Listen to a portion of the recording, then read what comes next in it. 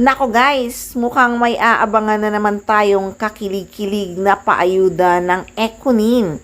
Yung sa Palawan El Nido na nag-spend sila ng first year anniversary, part 1 pa lang yon. At yun ay para sa first year anniversary nila bilang magjowa. Pero itong susunod, mukhang birthday date ng Econin. Bigla kasi akong may nakitang post ni Janine Gutierrez na video na sa tabi ng dagat at may caption na Boracay. May part 2 na naman ang pakilig ng Econin. Paramdam pa lang ang post ni Janine Gutierrez sa kanyang social media account na nasa Boracay siya.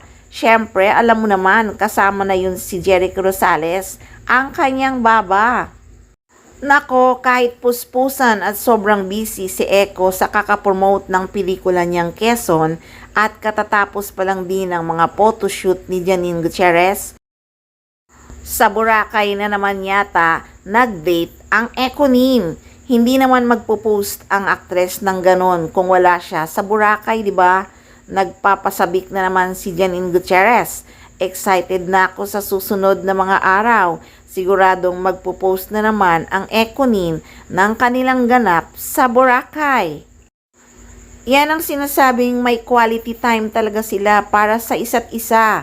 Isinisingit talaga nila ang short vacation para lang makapag-relax. Lalong-lalo na ngayon, malapit na ang kaarawan ni Jericho Rosales. Mukhang nag-advance date na naman ang Econin. Kasi sa totoo lang talaga, sobrang busy talaga si Jericho Rosales sa pagpo-promote ng kanyang pelikulang Quezon.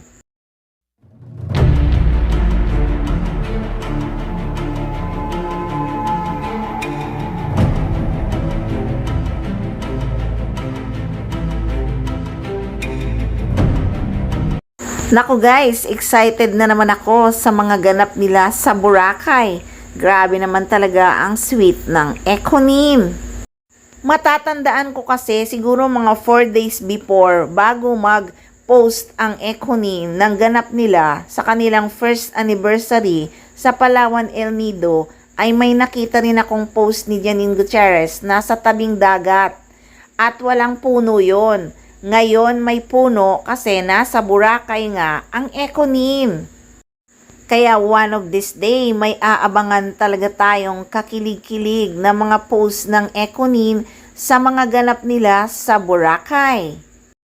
Kaya tutukan yan, syempre, dito lang sa Maarteng Machika!